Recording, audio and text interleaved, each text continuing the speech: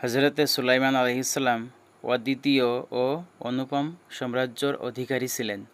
কেবল সমগ্র বিশ্বের নয়, বরং জিনজাতি, বিহঙ্গুল ও বায়ুর উপরও তার আদেশ কার্যকর ছিল। কিন্তু এত সব উপায় উপকরণ থাকা সত্ত্বেও তিনি মৃত্যুর কবল থেকে রেহাই পেলেন না। নির্দিষ্ট সময়ে তার মৃত্যু আগমন করেছে।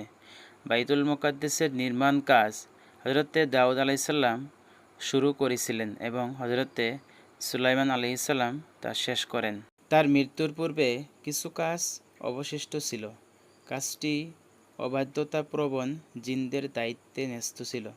তারা হজরতে সুলাইমান আলাইসাল্লামের ভয়ে কাজ করত। তারা তার মৃত্যু সংবাদ অবগত হতে পারলে তৎক্ষণাৎ কাজ ছেড়ে দিত। ফলে নির্মাণ অসমাপ্ত থেকে যেত। হজরতে সুলাইমান আলাইসাল্লাম আল্লাহর নির্দেশে এর ব্যবস্থা এই করলেন যে মৃত্যু পূর্বক্ষণে তিনি মৃত্যুর জন্য প্রস্তুত হয়ে তার মেহরাবে প্রবেশ করলেন। মেহরাবটি স্বচ্ছ কাচের নির্মিত ছিল।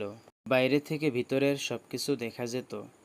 তিনি নিয়ম অনুযায়ী ইবাদতের উদ্দেশ্যে লাঠিতে ভর দিয়ে দাঁড়িয়ে গেলেন, যাতে আত্মা বের হয়ে যাওয়ার পরও দেহ লাঠির সাহায্যে স্বস্থানে অনড় থাকে।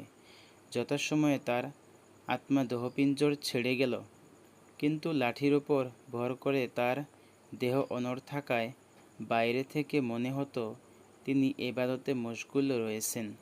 কাছে গিয়ে দেখার সাধ্য জিনদের ছিল না। তারা জীবিত মনে করে দিনের পর দিন কাজ করতে লাগলো। অবশেষে 1 বছর অতিক্রম হয়ে গেল।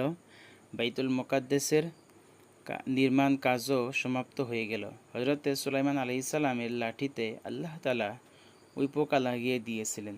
কোরআনে পাকে একে দাব্বাতুল আরদ বলা হয়েছে। ওই পোকা ভিতরে ভিতরে লাঠি খেয়ে ফেলল।